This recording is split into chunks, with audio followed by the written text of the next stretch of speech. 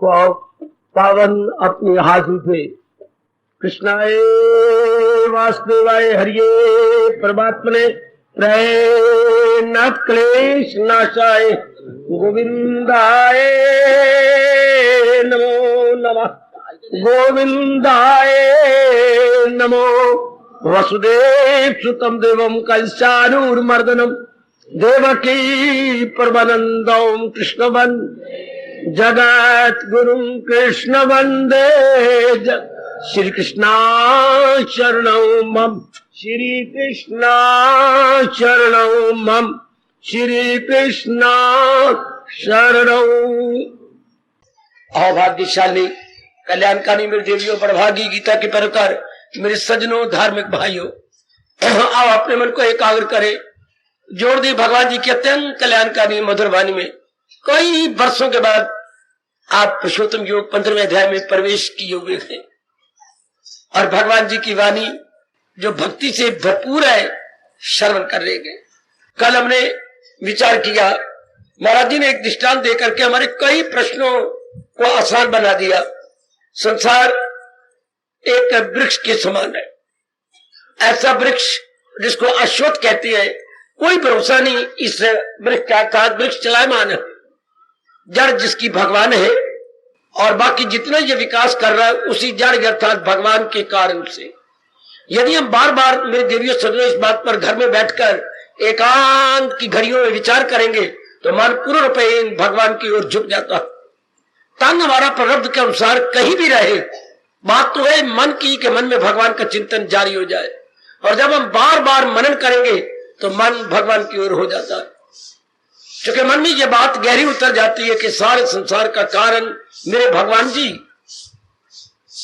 जब भी फुर्सत घड़ियां मिले मेरे देवियों, जब भी मेरे सज्जनों को मेरे भाइयों को टाइम मिल जाए, इसी बात की गहराई में सारे संसार की जड़ कौन है? भगवान जी।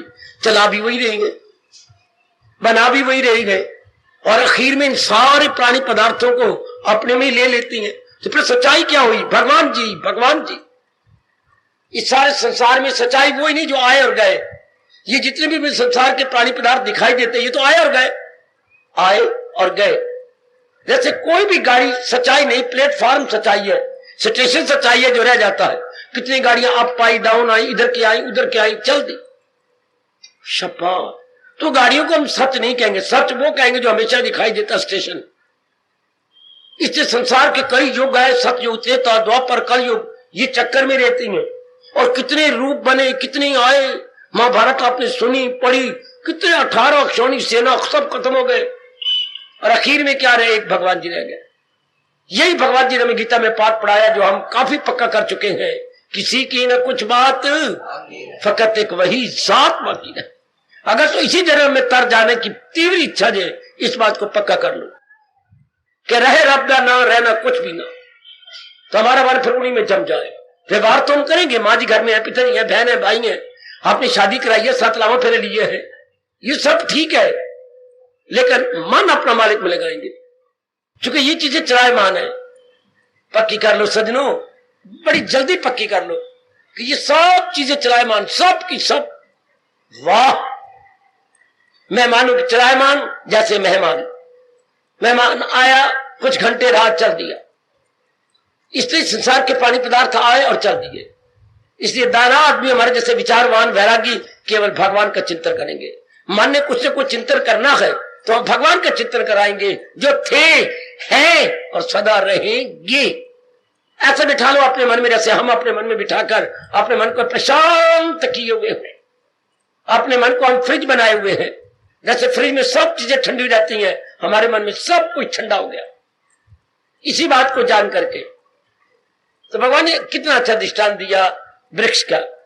और फिर कहा जड़ मैं ही हूं, इस सारे संसार की, विराट संसार की जड़ भगवान जी हैं।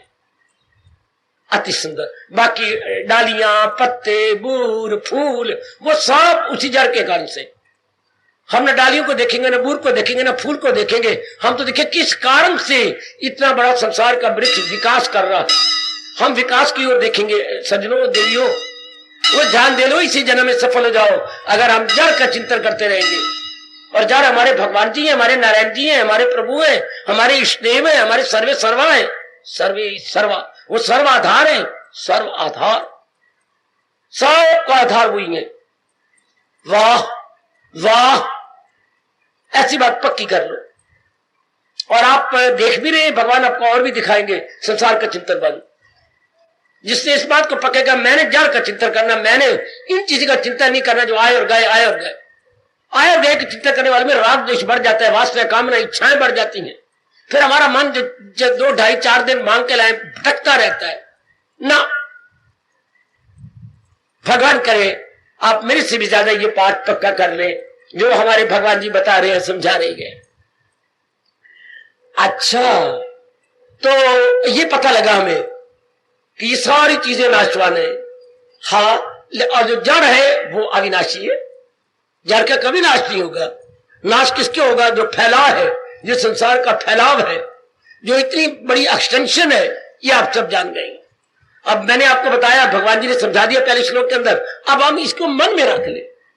माँ ने भोजन बनाया तो देखने के लिए देखकर परोठे बनाया मूलियों वाले, और ये दही पड़ी है, ये एक तरी वाली सब्जी, एक सूखी सब्जी है, तो ये देखना नहीं, बैठ के एक एक गिलास तोड़ तोड़ के हम खाएं।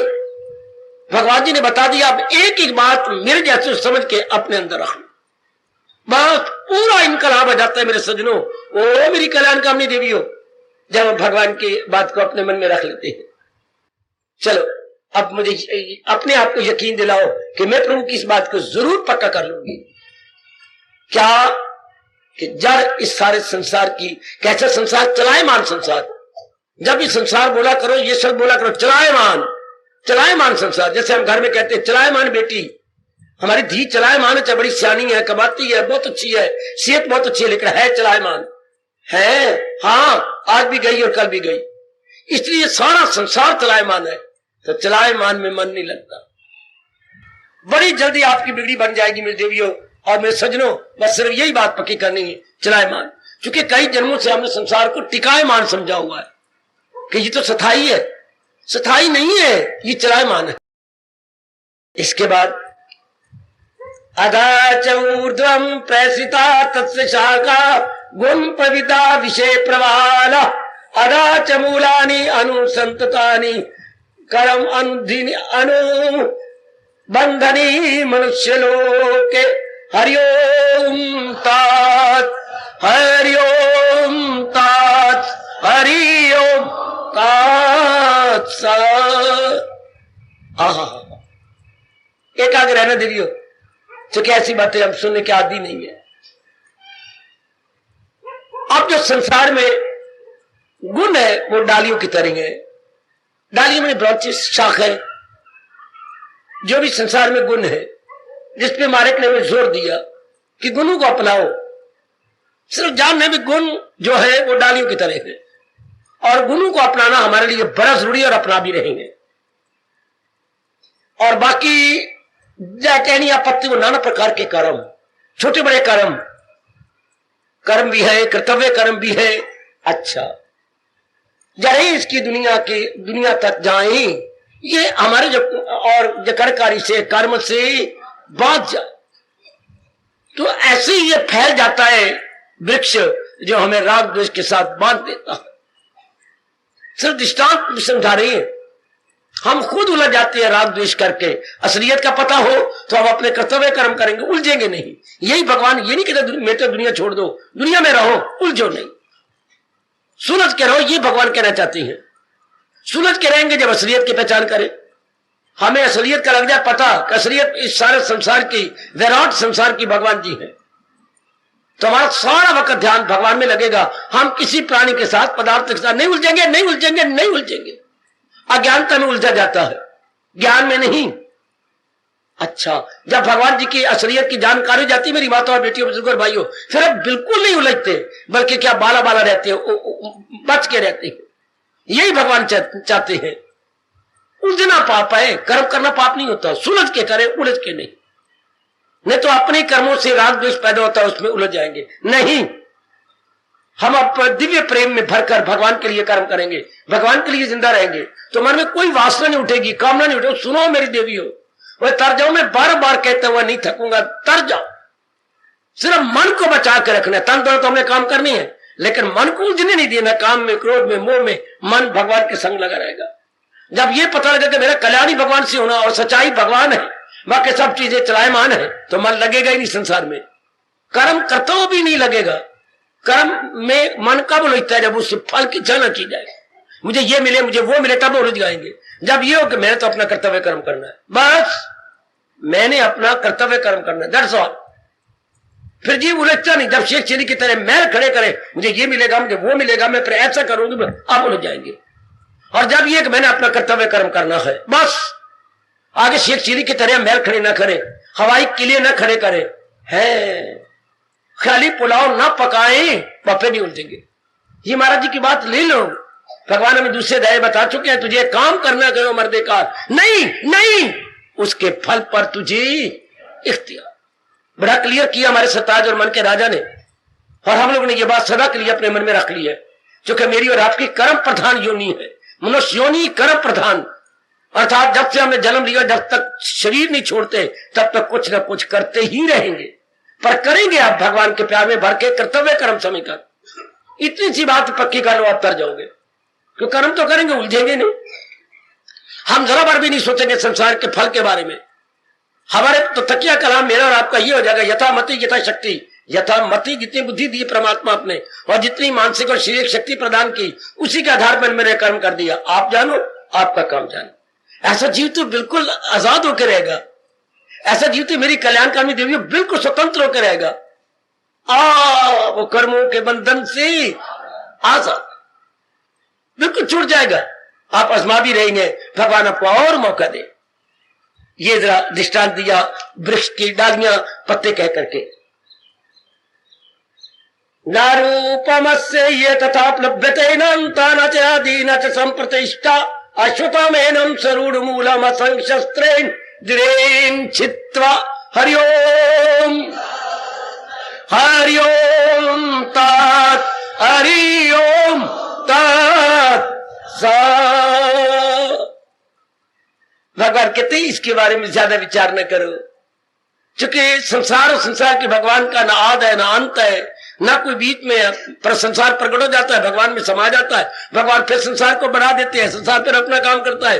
फिर वो सतयुग लाता है, कभी त्रेता लाता है, कभी द्वापर लाता है, कभी हमारे ये कलयुग लाएगा, फिर सतयुग बन जाएगा। ये चक्कर चलता ही रहेगा, इसका कोई अंत नहीं है। ध्यान देना, ये बात को कोई इसलिए इस पर विचार नहीं करना।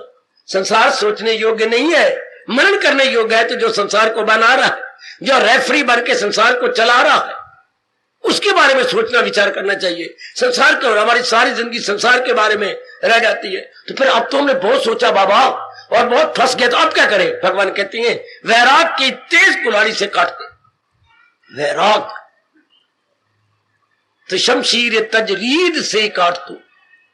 शमशीर कहते हैं तलवार को या कुल्हाड़ी को, तेज वैराग की कुल्हाड़ी से काट दो। जो कुछ हमने किया, जहां राग बनाया, द्वेष बनाया, और भी बड़े टंटे किए, मेरे प्रभु कहते हैं उसको काट दे, खत्म कर दे इसको। जो आज्ञा, जितना हो सके रहे संसार में, उलझ के नहीं। मैं फिर भी कह रहा हूं, सुलझ के रहेंगे हम। उलझ के नहीं रहेंगे, सुलझ के रहेंगे हम। इस दरबार में आते भी इसलिए गीता जी का ज्ञान लेकर के हम सुलझ के रहे। हाय, सुलझ के। ये वो दर है जहां आने से तकदीरें बदलती है। आहा, जहां पर सर झुकाने से उलझने सब सुलझती है।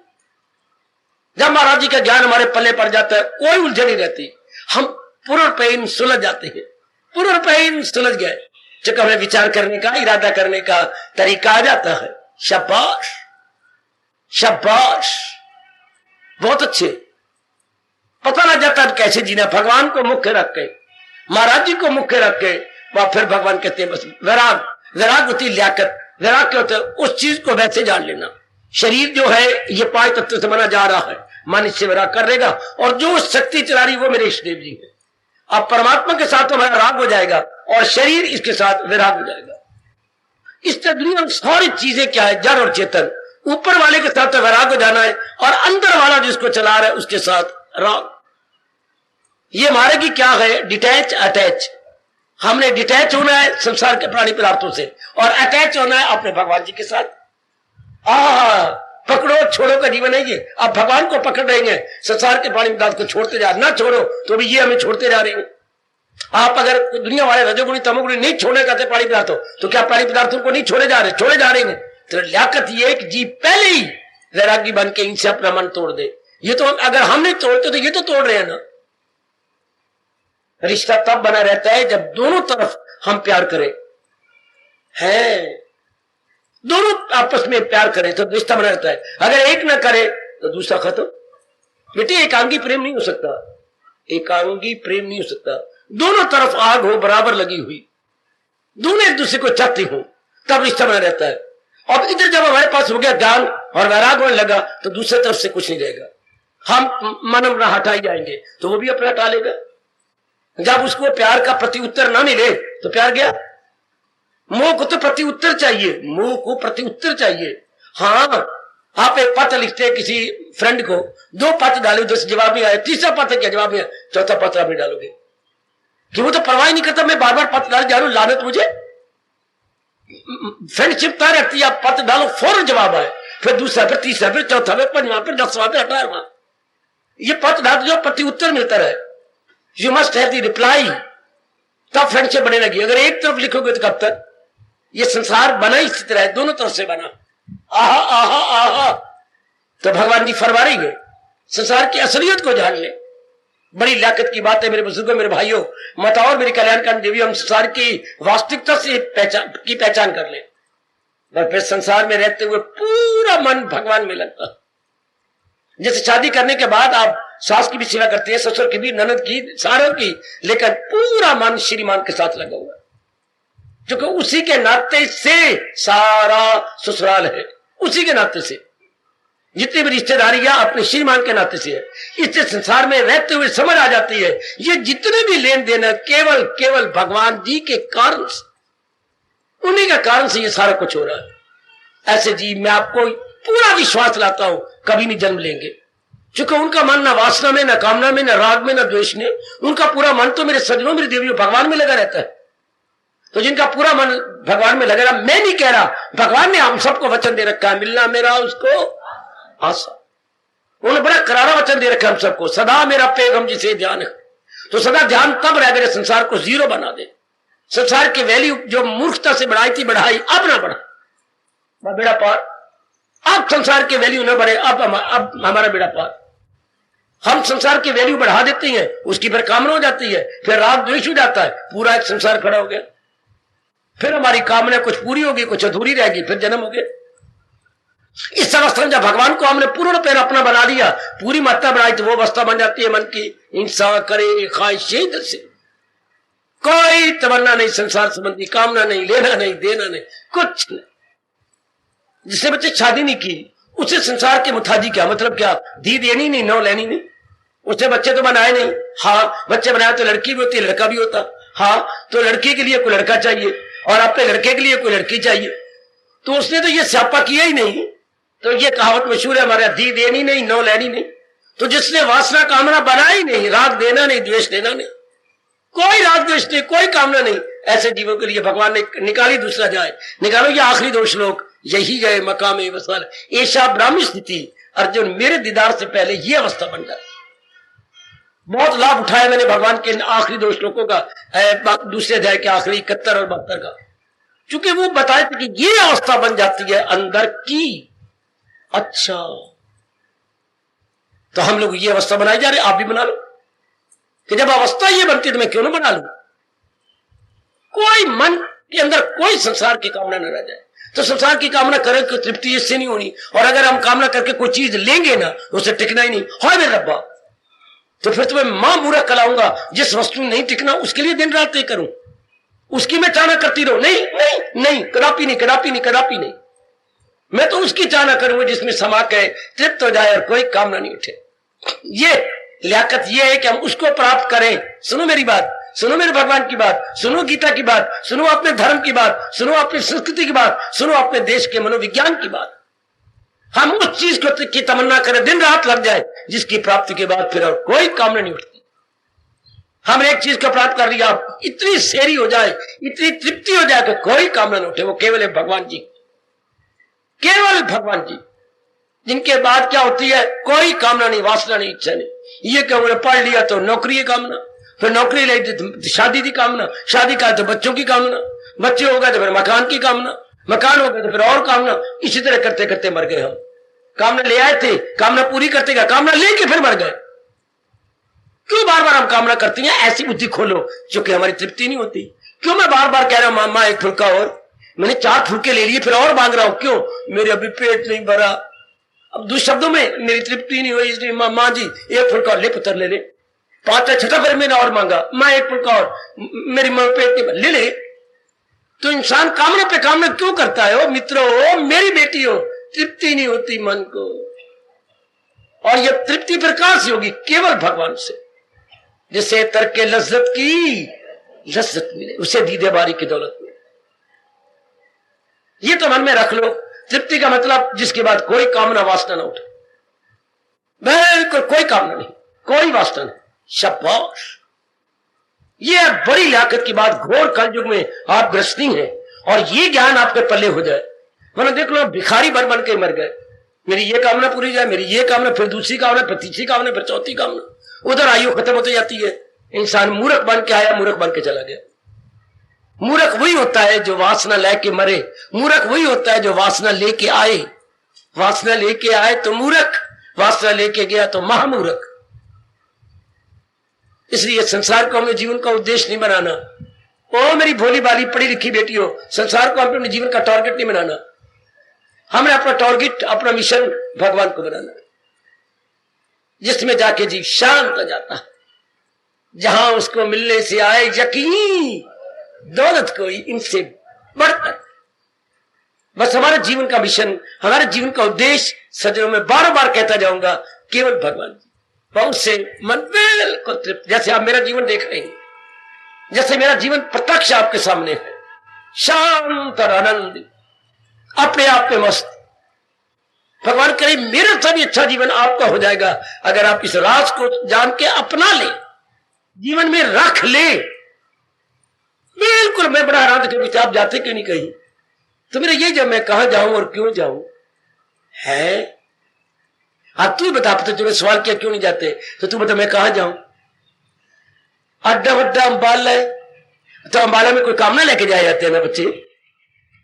हाँ, तो तो कोई कामना नहीं, तो फिर क्यों जावा? बच्चा मेरा रो पड़ा था, माफ करना, मैंने प्रेशर ही गंदा कर दिया, रो के बैठा हुआ, मैंने बड़ा गंदा प्रश्न किया बाबा। अब मुझे पूछे देगा बाबा इतना बड़ा अंबाला क्यों नहीं जाते? क्यों जाओ बच्ची, मेरी कोई कामना है, मेरे वहां पर क्या देखना है? ना मुझे कोई दिखाना है, ना मुझे कोई देखना है, ना मुझे वहां को लेना है, ना उनसे किसी देना। फिर जीव क्या होता है? अपने आप में शांत, अपने आप में आनंदित, आनंद से भरा हुआ जीवन। ऐसे ही भगवान चाहते हैं कि गीता का ज्ञान लेकर हम लोग ऐसा जीवन गुजारे, बिल्कुल आनंद। 15वें अध्याय में इसी तरह समझाना चाहता है, इस तरह कहना चाहता है कि जो कुछ हमने अज्ञानता में किया है उसे ज्ञान वैराग्य के कुल्हाड़ी से खत्म कर दे, उसे हटा दे, उसे कर दे। मुझे स्कूल के दिन याद आते हैं, 1940-45 के। सवाल नहीं निकला, मास्टर जी को दिखाया, स्लेट दिखाई, जी स्लेट गलत है, ये इसको साफ करो। तो स्पंज होता था गीला, यूं मारा और मार के सुखा दिया। तब मास्टर निकालते रे, ऐसा निकालना है, बिल्कुल। इसी तरह हमने वासना बढ़ाई, कामना बढ़ाई मन में। अब एक बार वैराग से पोचा कर दे, पोचा मार दे। वैराग स्पंज है, जैसे आप स्लेट के साथ स्पंज लगाया करते थे, इतना रबड़ का किस चीज का होता था, गुलगुला सा, गुलगुला आटे के पेड़े की तरह, तो वो ऊपर मार दिया, सारा कुछ लिखा हुआ मिट गया। इसी तरह हम लोग को वैराग के स्पंज से सारा मिटा देना, बस ऐसा जी 2 दिन रहेगा, शांति से जिए, कोई काम नहीं, वासना नहीं, कोई राग नहीं, कोई देश नहीं, उसका मन अपने आप पे रहे, उसका दिल रूह से मुतमय्यन, आत्मनिएव आत्मना तुष्टा, उसका मन अपने आप में संतुष्ट हो। ऐसा बन जाओ मेरे सज्जनों। आपकी गीता आपको ऐसा उपदेश देती है, आपकी गीता आपको बिल्कुल स्वतंत्र कर देती है। इसको भगवान ने क्या कहा? यज्ञमय जीवन, यज्ञमय कर्म। और भगवान ने कितनी गरम गरम ये चेतावनी दी हमें, अमल जिसका दर भी है यज्ञ के सिवा वो दुनिया को बंधन में रखे सदा, किए जा तो सब काम यज्ञ जानकर, लगावट न रख और न फल पर न सक। ये यज्ञमय जीवन जिसमें कोई अटैचमेंट नहीं, कोई कामना नहीं, इसको हमारे हिंदू धर्म के अनुसार बोलते हैं यज्ञमय जीवन, अर्थात कुर्बानी से भरा हुआ जीवन, कुर्बानी से भरा हुआ जीवन। ऐसी रहनी बनाओ मेरे बच्चे, ऐसी रहनी बनाओ मेरे बुजुर्गों, और खासकर मेरे युवक वर्ग, ऐसी रहनी बनाओ। चुपचाप शांत जीवन, कोई प्राश्रय का जीवन नहीं, सहारे का जीवन नहीं, बस अपने आप में मस्त। अब 15वां अध्याय याद शुरू है कि जो तूने मिट्टी पाई वैराग से हटा दे। वैराग का मतलब असलियत की पहचान। कई सारे संसार में अगर असलियत है तो भगवान जी, एक असली सत्ता तो केवल भगवान जी। मुझे बोलते हुए एक घटना याद आ रही है। गांधी जी विदेश जा रहे थे पहली बार, और पानी का जहाज था। पानी के जहाज में 5-5 कमरे होते हैं, उस कमरे को बोलते हैं कैबिन। छोटे छोटे कमरों को बोलते हैं कैबिन। जैसे वो रेलवे लाइन पर छोटा सा कमरा है, लाइनमैन के लिए उसको कैबिन बोलती है, कैबिन। तो वो कैबिन थे छुटड़े, तो अंग्रेज उनसे बहुत चिढ़ने लग गया, ये बेवकूफ इंडियन, ये वो क्यों जा रहा है, ये जा रहा है। तो उस हवा के लिए मोड़ियां बनी होती थी इस कमरे में, उस कमरे में। तो उसने एक बड़ा गंदा खत लिखा अपने पैड पर, लंबा चौड़ा पद, गालियां गुलियां, ये वो इम्प्रॉपर और अश्लील शब्द बड़े लिखे, और पेन से अटैच किए 4-5 कागज लिख के, तो जो रोशनदान की मोड़ी इधर से, उस मोड़ी में चढ़ के गांधी जी कमरे में डाल दिया। समझ गया ना, वो इधर मोड़ी थी, हाँ होल, छेद, उसमें ऊपर चढ़ के मेज पर अंदर फेंक दिया। गांधी जी सवेरे उठे तो कागज फेंका हुआ, उन्होंने देखा कि खूब गालियां गिन गिन के दिए। तो उन्होंने वो जो पेन लगा हुआ था वो ले लिया, लेके अपने रुमाल के साथ या कागज साथ लगा लिया। तो लगा के वो फाड़ फूड़ के उसको अपने कूड़ा क्रिकेट के बॉक्स में डाल दिया। तो 2 दिन गुजर गए, उससे राह ही नहीं गया बेवकूफ से। उससे कहा, मिस्टर गांधी, हाँ आपको कोई अंदर पत्र नहीं मिला? मिला था। तो फिर आपने पढ़ा, बड़े प्यार से पढ़ा, फिर आपने क्या किया? मैंने उसे फाड़ करके इसे कूड़ादान में डाल दिया। तो उसमें कोई भी चीज अच्छी नहीं थी, इतना लिख लेके मैं मर गया। अच्छा आपने लिखा? हाँ। तो उसमें कोई अच्छी चीज थी? अच्छी चीज क्या? ये ऑल पेन जो मैंने ये रखा हुआ, बस यही एक अच्छी चीज थी, बाकी तो कोई अच्छी चीज थी नहीं। अब गले लग गया, और मुझे माफ दे दो, इतने वाइज मैन, इतनी अभद्र पुरुष है। ये पेन था, ये मेरे काम का था, बाकी कागज कोई मेरे काम का नहीं, गालियां कोई काम की नहीं थी, वो फाड़ के मैंने फेंक दिया, ये मेरे काम का था। और नेक मेरी देवियों, मेरे सज्जनों, ये संसार में कोई चीज याद करने वाली नहीं, कोई भी नहीं, केवल एक भगवान जो हम सीने में रखे हुए, जिनकी याद हम अपने अंदर रखे बैठे। बाकी गांधी जी के पत्र की तरह मैं एक आल पेन है जो मैंने रखा हुआ, जो बहुत कभी काम आ जाएगा मेरे। बाकी सारी गंदी शब्द गालियां थी, सारे संसार की चीजें चलायमान है। इसलिए ये विचार करने योग्य नहीं, मन में रखने योग्य नहीं। अगर गांधी इतनी लियाकत कर सकते हैं कि एक ऑल पेन अपने साथ रख लिया कि ये मेरे काम आएगा, बाकी ये गंदी गालियां ये मेरे काम नहीं आती। सजना, एक महाराज जी हमारे काम आ रहेंगे, परलोक में भी काम आएंगे, अब भी काम आएंगे, ये रखने योग्य है। इस तरह आप अपने मन को समझा लो, इसको वैराग कहते हैं। वैराग ये नहीं कि मेरी तरह भाग भगा के बाहर आ गए। ये भी एक आध व्यक्ति ऐसे भी दुनिया में रहेंगे जिनको भगवान कहते हैं कवि दिल का आजाद घर बार से रहेंगे, लेकिन हर एक के लिए नहीं। आपको तो भगवान कहते हैं रहो, जात भी आपको भगवान ने रखा है, लेकिन कैसे रहना है? तन काम में मन रहे, ये हमारे हिंदू धर्म के अनुसार चोटी का वैराग, कि तन से तो कर्तव्य कर्म कर रहे हो लेकिन मन मालिक में जोड़ा हुआ, ये वैराग है। इससे बढ़ के वैराग की परिभाषा कोई भी नहीं कर सकेगा, जैसे प्रभु जी ने हमें समझाई।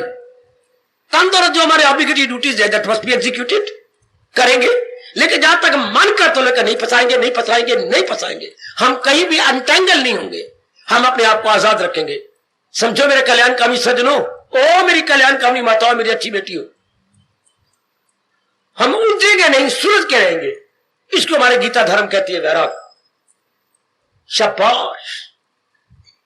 महाराज जी ने शुरू में 15वें अध्याय में कहा, अगर कुछ लेना है, बनना है, तो वैराग से पहले काट क्या कर करूं, जो मैं जहां भी उलझा हूं, जैसे हाथ में कुल्हाड़ा होता है तो हम वो कितने टहनियां काटते हैं, टहनियां काट काट के फिर बाकी हिस्सा काटते हैं। वृक्ष को काटना हो तो तेज कुल्हाड़ से उनकी टहनियां, टूनियां, बूर सब काटे जाते हैं। इस तरह हमारे भगवान जी कह रहे हैं शमशीर तजरीद से काट दो। हमने पता नहीं क्या कर लिया, टहनियां बना लिया हमने, ब्रांचेज, शाखाएं, प्रशाखाएं, राग की, द्वेष की, कामना की, वासना की, लेने की, देने की, कितनी लंबिया लंबिया बन गई हैं शाखाएं, कितनी लंबी लंबी ब्रांचेस, सब ब्रांचेज, ये शाखाएं, प्रशाखाएं। भगवान कहते हैं अगर तू अपना कल्याण करना चाहे, हम तो सब कल्याणकामी है ना, इस मार्ग में लगने वाले आप जैसे को कल्याणकामी बोलती हैं, संसार में लगने वाले को काम कामी बोलती हैं। दो शब्द मेरे से सीख लो ना, संसार में लगने वाले को क्या बोलती है? काम कामी, कामना पूरी करने वाले, और हमें बोलती है कल्याण कामी, कल्याण चाहने वाले। बस तीसरे प्रकार का व्यक्ति कोई नहीं होता दुनिया में, दो प्रकार के हैं, काम कामी और कल्याण कामी। कलयुग में कल्याण कामी बहुत थोड़े, काम कामियों की कोई गिनती नहीं है।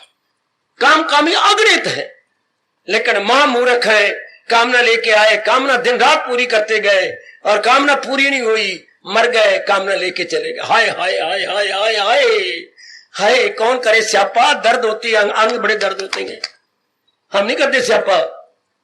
शाबाश, कामना लेके आए, दिन रात गधे बन बन के कामना पूरी कर कर कर कर कर करके फिर भी आखिर में कामना लेके चले गए।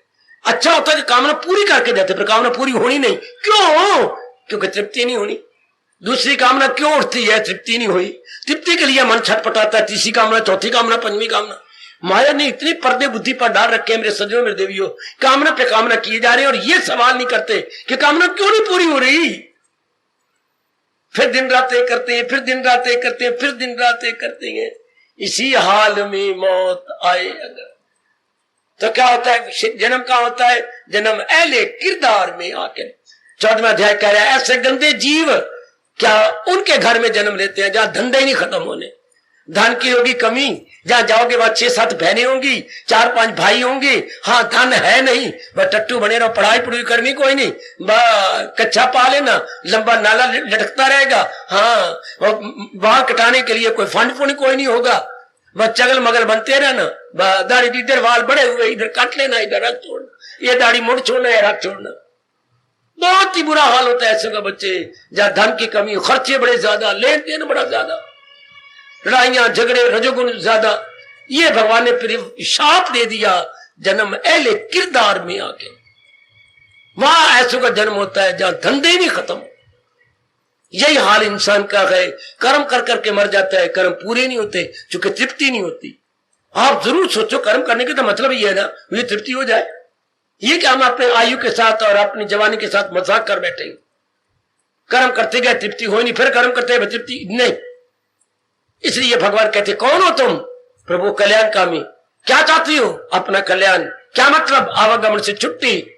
तो फिर जो मिट्टी पाई है वह रात के कुल्हाड़े से कट गया, जो आ गया, ये शाबाश, कट के आओ, जरा छोड़ के आओ, सुंदर बन के आओ, शाबाश। हम देखते थे कोई जब लड़के, हमारे बड़ी सख्तियां, बड़ी मार पड़ती थी बच्चे, तो कोई लड़का आ रहा स्कूल में अटेंड करने के लिए, आप अंदर चला, ब्राह्मण गुजर रहा है, हेडमास्टर पीछे से पकड़ लेते, हिंदुओं की तो बोधी होती थी और पीछे से बोधी पकड़ते। फिर हमने कह के कहा मास्टर जी हमारे ये धर्म की निशानी है, आप बोधी ना पकड़ा करें, है वरना स्कूल में कुछ हलचल मच जाएगी। आज के हेडमास्टर ने रियलाइज कर लिया, अच्छा तो बोधी से यूं पकड़ते थे। ये कौन से कपड़े पहन के? स्कूल के कपड़े हैं, ये तो टट्टी उठाने वाले कपड़े हैं, यूं बोलते थे हेडमास्टर। अरे ये तो टट्टी साफ करने वाले कपड़े हैं, हरिजनों के कपड़े, जाओ घर में जा। घर में कपड़े मेरी माँ ने धोए कोई तो बुखार हो गई, तेरी माँ ने बुखार हो गया तो इतने हेडमास्टर ने बुखार हो गया तो जा भाग जा, कपड़े बदल के आ। यानी स्कूल में बैठे तो साफ सुथरे कपड़े बैठो, आज मैले कुचैले हरिजनों वाले कपड़े पहनेगा, पहन के आ जा। वहीं से क्लास में नहीं जाने देना, बोधी पकड़ के दरवाजे से बाहर निकल दे, निकल जाओ, जानता पे कपड़े पहन के आओ, कपड़े घर में है कोई नहीं, छुट्टी ले ले आज, अच्छा जा रहे। वहां जाने के लिए कपड़े बदल के आओ, तो मालिक में जाने के लिए क्या पुराने गंदे कर्म उतारने नहीं पड़ेंगे? जो कुछ हमने किया, काम का किया, काम क्रोध का, मोह का, लोभ का, अहंकार का, वो अंतःकरण के कपड़े ये मास्टर जी मारते थे, बाहर के गंदे कपड़े। मैले कपड़े कुचैले कपड़े उतारो और अच्छे कपड़े पहन के आओ। जवाब गया। भगवान भी ये कहते हैं अगर आप कल्याणकामी हो उतारो ये गंदी वृत्ति से करती है, ये विकार, ये मनोविकार उतारो। ना तो मैं किससे उतारू, ये तो हाथ से उतार सकते हैं। यू पकड़िया, दोनों हाथ लगाए तो गले से नीचे उतार दिए। लेकिन वो कैसे उतारे, गंदी वृत्तियों वाले मनोविकार कैसे उतारे? भगवान ने कहा वैराग से आएगा। मैं आपका ध्यान खींच रहा हूं, अंतःकरण को कैसे साफ करे, वो मनोविकार and other words negative qualities कैसे उतार दे? हमारे प्रभु जी कह रही है वैराग से। इन्हें काट फिर आ दे मेरे पास। जो आज्ञा मेरे मालिक, जो आज्ञा। इशारा क्या हुआ? वैरागी ही इस मार्ग में लग सकती है, रागी नहीं। आजकल पखंड का जमाना है, राग भरा हुआ है, बाहरी रूप में शो करते हैं वैरागी है, कोई वैराग नहीं, अंदर राग भरा हुआ, इसी को पखंड बोलते हैं। इसी भगवान ने कहा बड़ा गंदा दिल है वो, मक्कारी है ये। भगवान कहते हैं हम लोगों ने तो कोई मक्कार तो हो नहीं सकता। गीता का प्रेमी कभी मक्कार नहीं बनेगा। गीता उसे खुद साफ कर देती है, निर्मल बना देती है। अब कल्याणकारी बने तो 15वें अध्याय की शुरुआत कैसे? नहीं, अभी तो हम अधिकारी नहीं 15वें अध्याय के। वाह वाह मेरे सज्जनों, मेरे भाइयों, मेरी माताओं, मेरी नेक बेटियों, 15वां अध्याय के तो मेरे अधिकारी नहीं हूं, तो मैं कैसे बनूं? पहले वैराग से जो कुछ तूने मिट्टी पाई उन मनोविकारों को मिटा के, यही हम आरती बोलती हैं, विषय विकार मिटाओ पाप हरो देवा। तो यही मैं कह रहा, विषय विकारों को हटाओ और जो भी गंदे कर्म या अशुभ कर्म किए हटा के वैराग से जो आगे हटा दो इस वैराग से। अब भगवान कहते मेरे पास आ, अब आपने देख लेना है 15वां अध्याय इस लिहाज से बहुत अच्छा है। अब आपने देखना है कि मैं विकारों से रहित हो गई, मेरे में विकार तो नहीं, क्योंकि जब विकार नहीं होंगे तो कुछ तो मन में रहेगा। बर्तन है, आखिर मन तो एक पात्र है या बर्तन है, तो बर्तन में अगर हमने कोई चीजें निकाल दी, हाँ तो कुछ तो रहेगा ना, जरूर रहेगा। एक मर्द बहाना बड़ा शानदार, उसमें अचार डाला था, अचार गल गया, बो आने लगी, तो मां कहती थी फलानी रूढ़ी पे डाल के आ जा, हरिजन उठा के ले जा, तो हम फेंक आते थे वहां पर। तो अब मर्दमान तो बड़ा कीमती है, फिर मां पत्नी किस चीज सोडा पत्नी क्या चीजें डाल के धो देती थी, बिल्कुल धो के 2-3 दिन धूप में रखना, फिर उसमें डालना क्या, आंबों का मुरब्बा। फिर मां चलो इस साल भगवान की इच्छा नहीं, अचार ही डालेंगे, हम मुरब्बा डाल देते हैं। तो पहले धोया साफ किया फिर मुरब्बा डाला ना। भगवान के अगर कल्याण चाहते हो ना तो पहले ये बो वाला अचार फेंक के आओ, और फेंके किससे? वैराग से। वैराग क्या होता है? असलियत की पहचान। असलियत की पहचान क्या? कि भगवान ने 2 चीजें बनाई हैं, जड़ और चेतन। शरीर जड़ है, अंदर वाला चेतन जो इसको चला रहा है, जिससे आंखें देखती हैं, जिसके अंदर की शक्ति से कान सुनती हैं, मुंह बोलता है, हाथ अपने काम करती है, पैर चलती फिरती हैं, और अंदर का खून का दौरा चलता है। उस शक्ति को हम आत्मा कहती हैं। जो शक्ति अंदर और बाहर के शरीर के अंगों को चलाए आत्मा कहलाए। वही भगवान की शक्ति है बच्ची, जिसके निकल जाने के बाद ये सब के सब जड़ बन के रह जाए, सब खत्म, कोई भी काम नहीं कर सकता, कोई भी अंग नहीं काम करता। अगर हमारे मुंह के आप थोड़े घंटे ज्यादा तो वो पड़ जाएगी। वैसी शरीर 100 साल जिंदा रहे तो वो नहीं पड़ती, क्योंकि आत्मा अंदर है। आत्मा निकल जाने के बाद 100 घंटे भी नहीं रह सकते। 100 घंटे मैंने बकवास कर डाली, कुछ घंटे भी शरीर बोझ शुरू हो जाती है। इसलिए अगर मजबूरी हमें रखना पड़े, बेटा नहीं आया, फलाना नहीं आना है, और 2 दिन के बर्फ के मोटे मोटे ढेलों में रखते हैं, या नमक के बड़े बड़े पाकिस्तान का नमक जो है उसके नीचे नमक, ऊपर नमक रखते, तो वो नहीं पड़ती, तब कुछ घंटे आप रिजर्व कर लेंगे। वैसे आत्मा के साथ शरीर 90 साल 80 साल जिंदा रहे, कोई बो नहीं आती, और आत्मा निकल जाए तो थोड़ी देर के बाद ही बो शुरू हो जाती है। मरने वाले तो आपको कच्चा ही खा जाए। निकालो बाहर। मैं उस दिन के बाद किसी अर्थी के या कोई मर जाए तो मैं नहीं जाता था। पिताजी आप जानो, दादाजी आप, मैं नहीं जाता। क्यों? तो मैंने बताया।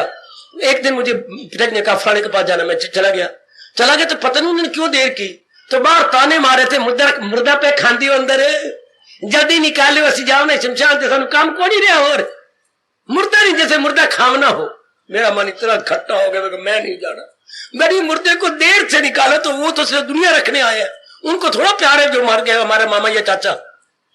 वो तो अगर नक रखने आया तो देर हो तो मुर्दे में खावना जी अंदर, बाहर निकालो, यदि देर कर छोड़ी जे लो। अगले तो इतना भी इंतजार नहीं कर सकते बाहर वाले, तो फिर अंदर तो कुछ भी नहीं रहा इसके। देखिए इसको एक एकांत में बैठ के जान लीजिएगा, मैं आपके लिए भेजा गया हूं असलियत बताने के लिए कि इसमें असलियत केवल परमात्मा की है, जो शक्ति बन के इसको चला रहे हैं। जैसे मैंने कहा ये माइक अभी नए नए इन्होंने खरीदे हैं सोसाइटी ने, अब ये पहले से बहुत अच्छी है, ठीक, इसकी आवाज बड़ी दूर जा रही है, ठीक, वो कई वर्षों के थे रगड़े गए, अब ये क्या बिजली से चल रही है। मैंने कई बार आपको बताया, चाहे ये बड़ी कीमती है, बड़ी ये है वो, चल मान गए, लेकिन चल रही है इलेक्ट्रिसिटी से, इलेक्ट्रिक करंट से चल रही है। हाँ, इनकी अगर वैल्यू तो करंट के कारण से, करंट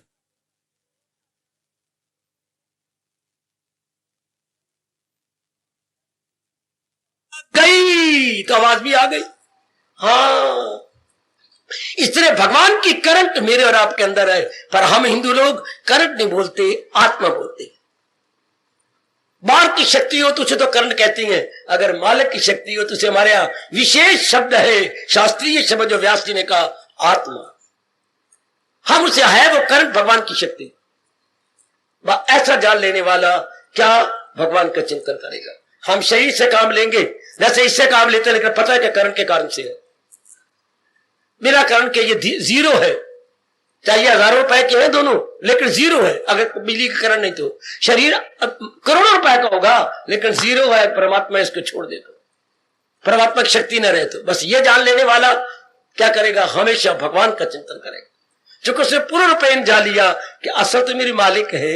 ये हो गया वैराग, इसको बोलते हैं वैराग। शरीर को सब कुछ न समझा जाए, शरीर के चलाने वाली शक्ति को सब कुछ समझा जाए, ये वैराग। तो भगवान कहते हैं ये ले अपना पूरा मन मेरे में लगा के आ, और शरीरों से हटा के आ, और शरीरों के अंदर जो गंदी वृत्तियां आ गई थी हटा दे। जब शरीरों से मन हट जाएगा तो वृत्तियां भी गई। अगर काम आता है नारी के साथ, नारी को आदमी के साथ, तो शक्ल के साथ आता है, शक्ल से मन टूट गया। फिर क्रोध किसके साथ इसने गंदा व्यवहार किया तो उसके साथ ही मन टूट गया।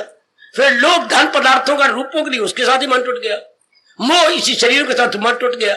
तो एक असल को समझ लेने के बाद ये काम क्रोध मोह लोभ सारे टूट गए।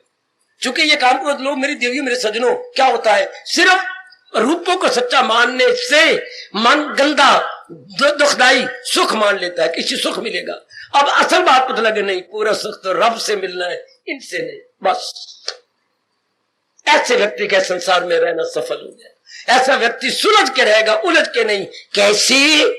जैसे भगवान कहते हैं कमल के न पत्ते पे ठहरे तरी, ऐसे।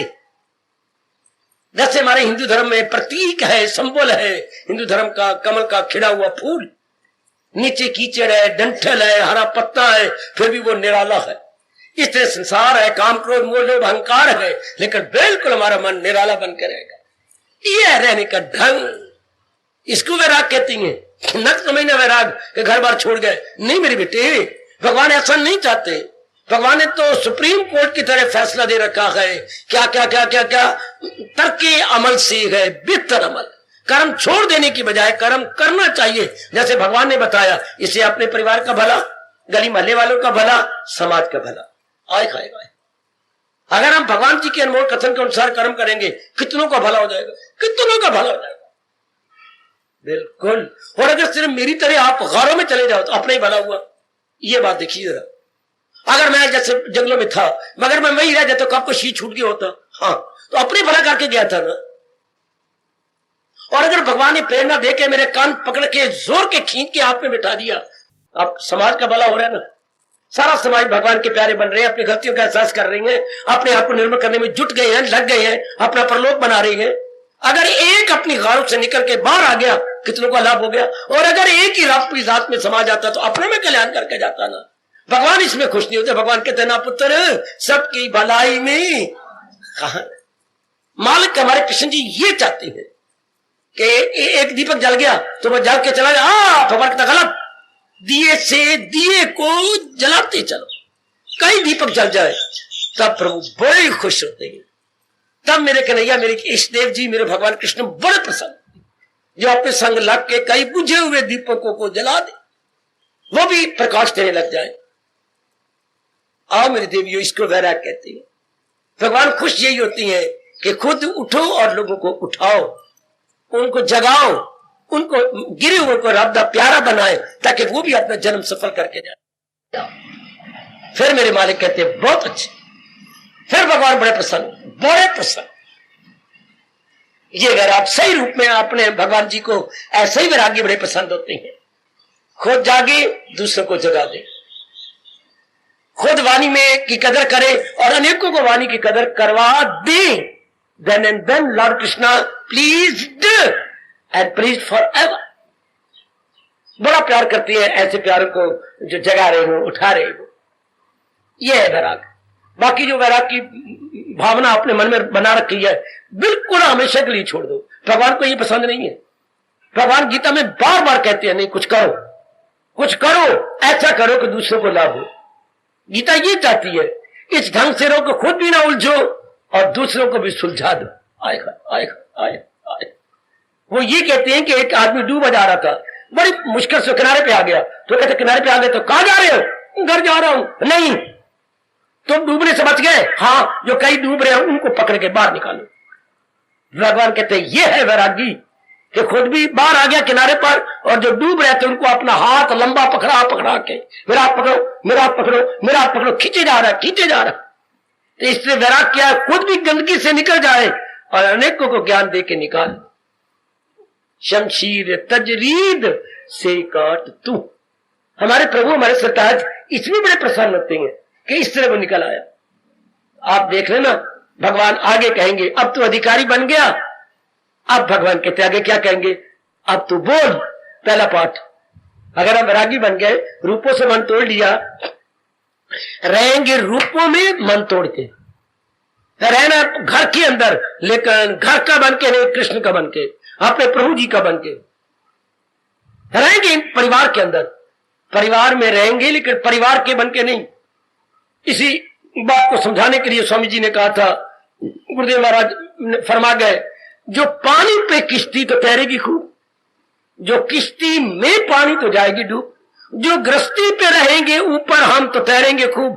पाप है गृहस्थी हमारे में आ गई तो हम गृहस्थी के ऊपर रहे तब तो बड़े मौज की बात है, बड़े मौज की बात। भगवान करे गृहस्थी हमारे में ना आए, भगवान करे गंदी गंदी वृत्तियां हमारे में ना आए, तब मौज बन गया। ये बात समझ लीजिएगा। वैराग क्या है? संसार में रहे पर संसार हमारे में ना रहे। और समझो मेरी भोली वाली बेटी, वैराग किसे कहती है? हम सारे संसार में रहे पर संसार हमारे में ना रहे। संसार कहते हैं काम को, क्रोध को, मोह को, लोभ को, अहंकार को, राग और द्वेष को। संसार इसका नाम। भगवान नाम है विवेक का, वैराग का, भक्ति का। भगवान नाम है विवेक, वैराग, भक्ति का। संसार नाम है नकारात्मक वृत्तियों का। शाबाश। तो हम संसार में रहे पर वृत्तियां हमारे में न रहे, इसको वैराग कहेंगे। भगवान कहते बड़ा उपराम है, ये बड़ा वैरागी है। रह तो रहे संसार में लेकिन निराला बन के रह रहा। शाबाश शाबाश शाबाश। आहा, इसको कवि, भारतीय कवि ने बड़े अच्छे शब्दों में प्रकट किया। मैं क्या करूं, मैंने अनेकों से लाभ उठाया है। जरा सुनो, मैं एक दो कलियां बोल रहा हूं कवि की। मैं वो फूल हूं, संगाने का ढंग देखो कवियों का। मैं एक निराला फूल हूं, कवि कहता है मैं वो फूल हूं खिजा ने जिसे बर्बाद किया। खिजा होती बच्चे पतझड़। कई बार पतझड़ ने मुझे तोड़ तोड़ के मिट्टी में मिलाया, फिर मैं मौका आने पर फिर मैं खिल गया, फिर खिजा ने मुझे बर्बाद किया, खिजा ने मुझे बर्बाद किया। खिजा कहते बच्चे पतझड़, ऑटम सीजन। ठीक, मैं वो फूल हूं। ऐसे ऐसे जबानी याद कर लेकर जब मैं बोला करूं फौरन कॉपी पे अंकित कर लिया और कभी एक हाथ में बैठ करके मन को समझा लिया। मैं वो फूल हूं, खिजा ने मुझे बर्बाद किया। अब किसी किसी किसी किसी किसी किसी से उलझूं, मैं वो खार नहीं हूं। खार मैंने काटा, अब मुझे शिक्षा मिल गई है। हाँ, अब मैं कहीं नहीं उलझूंगा, अब मैं कांटा बनूंगा नहीं। अब मैं उलझूं, मैं वो खार नहीं हूं। रहता हूं दुनिया में, दुनिया का तलबगार नहीं हूं। गुजरा हूं बाजार से, खरीदार नहीं। हाय रब्बा, हाय रब्बा, ये वैराग है। गुजरा हूं बाजार से, खरीदार नहीं। रहता हूं दुनिया में पर दुनिया का तलबगार नहीं। मैं वो फूल हूं खिजा ने जिसे बर्बाद किया। दुनिया वालों ने मुझे बड़ा बर्बाद, बेकाम ने, क्रोध ने, लोभ ने, अहंकार ने, राग ने, द्वेष ने, लड़ाइयों ने, झगड़ों ने, कचहरियों ने मुझे बड़ा बर्बाद कर दिया। इंसान ठोकरे खा के सीखता है ना, तो कभी किस ढंग से कह गया मैं वो फूल हूं, खिजा ने मुझे बर्बाद किया। अब मैं किसी दामन से उलझू, वो खार नहीं। मैं अब कांटा नहीं हूं कि किसी कपड़े से उलझ जाऊं ना, मुझे बड़ी शिक्षा मिल गई है। ऐसे व्यक्ति निराले बन के रहते हैं, वैरागी बन के रहते हैं, अब नहीं वो उलझते, सुलझे हुए जीव है और अनेकों को सुलझा जाएंगे। बाजार से गुजरा हूं, खरीदार नहीं हूं। क्या गजब के बोल हैं। बाजार से गुजरा हूं, खरीदार नहीं हूं, रहता हूं दुनिया में पर दुनिया का तलबगार नहीं। मारती तो तलबगारी है ना, बाजार में घुसेगा तो पाप नहीं, मैं खरीदार बनूंगा तब मरूंगा ना। बाजार में रास्ता लिया, रास्ता नापते हुए चले गए, संसार में रहे, अपनी वासना पूरी करके चले गए। शाबाश शाबाश, यह है यथार्थ रूप में गीता जी के अनुसार वैराग्य। बिल्कुल निराले बन के भगवान कहते ऐसे हो जा। अच्छा, कल का पाठ होगा। अगर अब लो मैं प्रभु जी में ऐसा हो गया, अब भगवान कहते क्या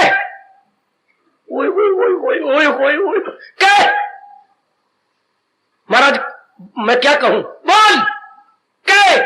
मुझको परमेश्वर की अमा, टेक मेरे आगे मत घुटने, जोड़ मेरे आगे हाथ। हमारी इष्ट देव कह रही है, लो प्रभु घुटने टेक दिए, लो मैं हाथ जोड़ता हूं, बोल श्री कृष्ण शरणम। हे मेरे इष्ट देव, बुद्धि से, मन से, तन से मैं आपकी शरण देता हूं। क्या मुझको परमेश्वर की अमा।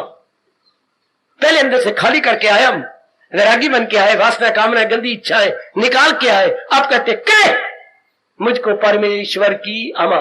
भगवान कितनी सियाने हैं, हमें मौका दे। कौन सा परमेश्वर, कोई कहेगा कौन सा परमेश्वर, अलमिया, कोई राम विष्णु शंकर, किसे नहीं। क्या मुझको परमेश्वर की अमा। प्रभु परमेश्वर, हाँ हाँ किया जिसने हस्ती का, उस परमेश्वर का जिसने सृष्टि को बनाया। सब समझ जाएंगे, हाँ हाँ भाई गुरु, हाँ हाँ वही राम, हाँ अल्लाह, हाँ वही कृष्ण, वही वही।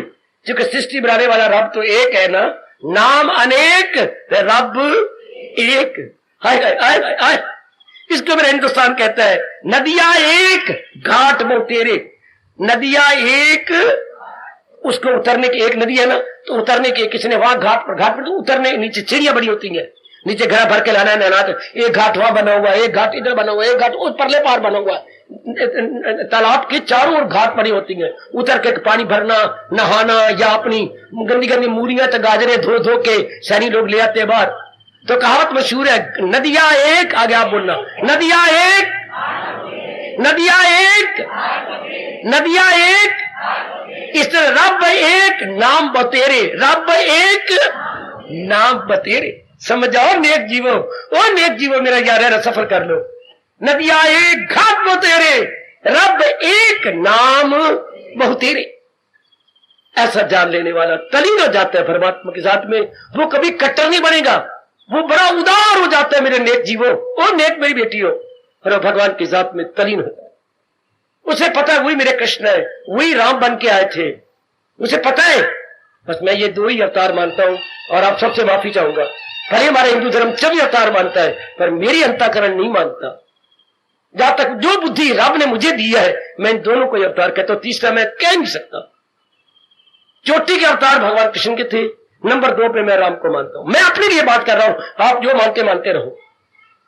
चोटी का अवतार भगवान कृष्ण का, जिन्होंने चोटी का ज्ञान दिया, और नंबर 2 पे भगवान राम, जिन्होंने मर्यादा बना दी कि धर्म में मर्यादा क्या होती है, धर्म में ज्ञान क्या होता है, भगवान कृष्ण ने बताया। सुनो, मैं क्यों दोनों को मानता हूं। धर्म में ज्ञान किसे कहती है, गीता। धर्म में मर्यादा किसे कहती है, भगवान राम। आप भी विचार करना, आप जरूर मेरे साथ सहमत हो जाएंगे। जरूर मेरी बेटियां मेरे साथ हाँ में हाँ मिलाने दी। धर्म के 2 ही काम है, मर्यादा बतानी और ज्ञान बताना। तो मर्यादा रूप में भगवान राम नंबर ले गए, और ज्ञान रूप में भगवान कृष्ण नंबर ले गए। इन दोनों का रिकॉर्ड कोई भी बीट नहीं कर सकेगा, कोई इनका रिकॉर्ड तोड़ नहीं सकेगा। गजब ढा दिया इन दोनों ने इस रूप में, इस अवस्था में। ओ मेरी देवियों, रब एक नाम अनेक, नदियां एक घाट बतेरे। ऐसा जान लेने वाला, मान लेने वाला, हाँ वैरागी बन जाता। वैराग ये जो मैं आपको थोड़ी सी उसके दे रहा हूं, झलक दे रहा हूं। वैराग की मैं थोड़ी सी झलक कह लो, ये झलकियां कह लो, ये जो झांकियां कह लो, वैराग की मैं थोड़ी सी झांकियां पेश कर रहा हूं, ताकि आप सबको भली प्रकार पता लगे। जो वैराग की गलत धारणा या मान्यता बनाई है वो निकाल दो। निकाल दो धारणा गलत। वैराग ये है कर्म करते हुए उलझा ना जाए, परिवार में रहते हुए फंसा ना जाए, बिल्कुल निराला बनकर आ जाए, अपने कर्तव्य किए जाए लेकिन सुलझ के। आखिर में कहना चाहता हूं, मेरे गुरुदेव कहा करते थे, क्या शहद की दो प्रकार की मक्खियां होती हैं, एक स्यानी एक कमली। स्यानी क्या होती है, कहीं शहद उनको मिल जाए ना, हाँ, तो स्यानी मक्खी किनारे बैठ के चट के उड़ जाएगी। कमली मच्छी शहद तो चटेगी लेकिन उलझ जाएगी, अपनी टांगे फंसा बैठती है, उड़ ही नहीं सकती क्योंकि टांगे तो बीच में फंस गई।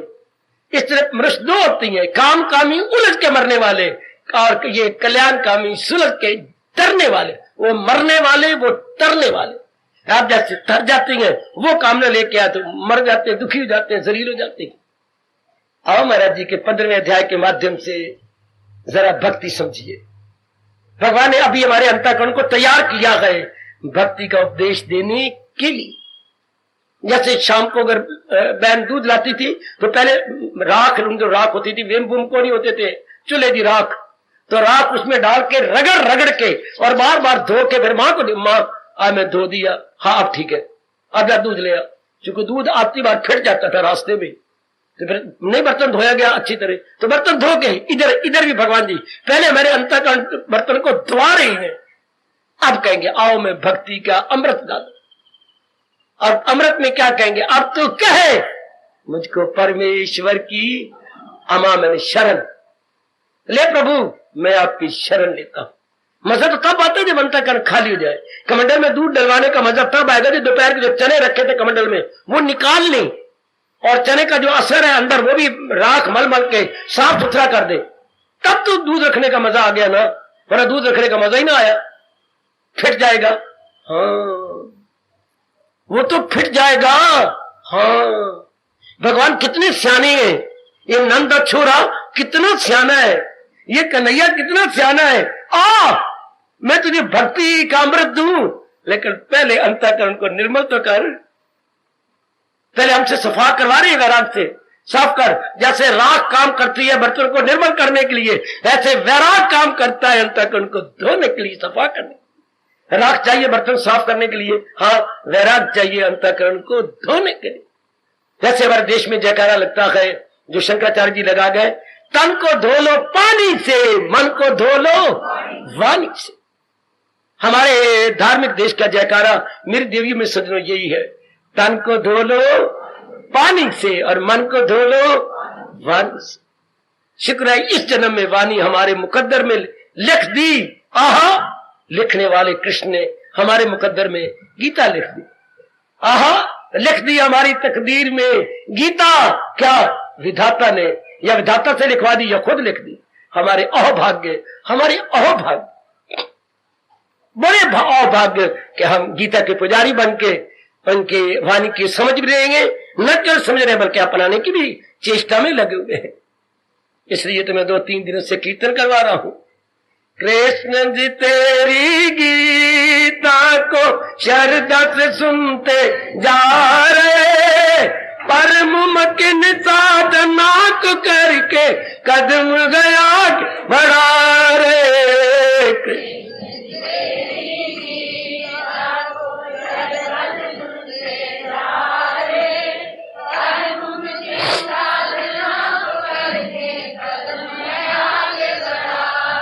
हरे कृष्ण कृष्ण कृष्ण हरे हरे, कृष्ण कृष्ण कृष्ण हरे हरे।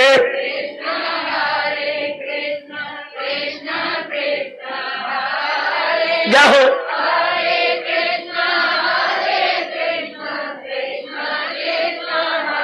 कृष्ण जी तेरी गीता को श्रद्धा से सुनते जा रहे, हर मुमकिन साधना को करके कदम गया बढ़ा रहे। कृष्ण जी बड़े प्रेम से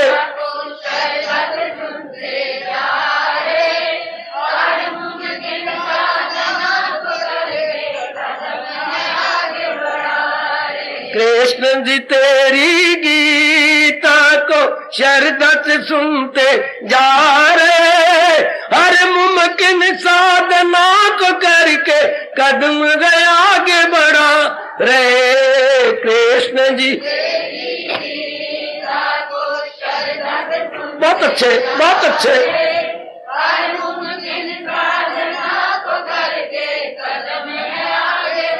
आहा, हरे कृष्ण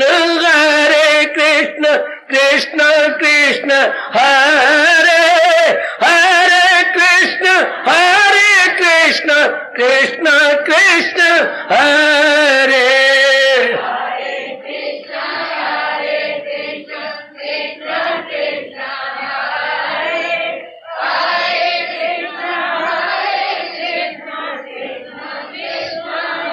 कृष्ण जी तेरी गीता को श्रद्धा से सुनते जा रहे, हर मुमकिन साधना को करके कदम गया आगे बढ़ा रहे। कृष्ण जी शाबाश शाबाश।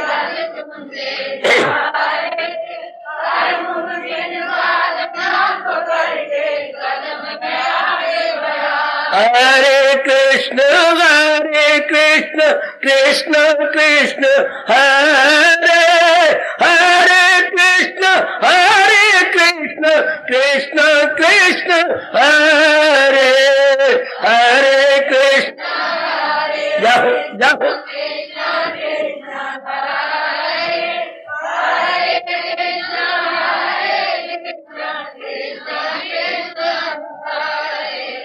हार्दिक धन्यवाद, हार्दिक आशीर्वाद। अब अपनी शहंशाह की आज आरती बड़े प्रेम और श्रद्धा से उतारे।